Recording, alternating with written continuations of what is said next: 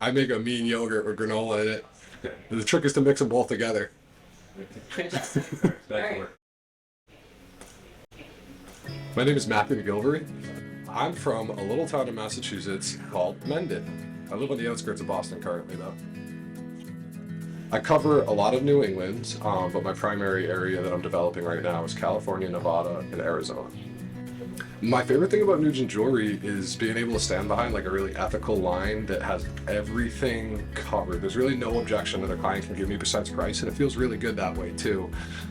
Because grappling with objections about, ethical sourcing or sustainable sourcing, I mean, you got to be shameless to try to overcome those. But, really when it comes down to it, Nugent's doing everything that they should be doing for the good of humanity and the good of the planet. And that is definitely one of my favorite things about carrying this line.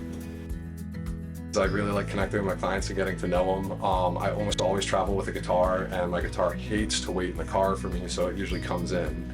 And if there's any lull in the conversation at all, it's very likely that I will wield my instrument. So you can expect like a little serenade and just like a whole lot of conversation. It's not actually a gemstone. I really like the meteorites, specifically like the palisite meteorites, which have olivine in them, and olivine is an exclusively volcanic stone. So the operating theory about where these come from is a planet that had a volcanic event that ejected a meteorite that went all the way to Earth.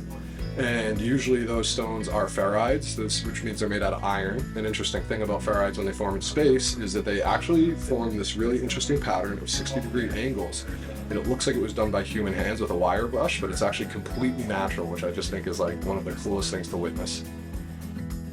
My favorite thing about meeting with clients is listening to the stories that they have and all the life experience. You don't really open a metaphysical shop without like living quite a life beforehand. So it's really cool. I get to meet with all these sagely people. They give like really fantastic advice and great insight.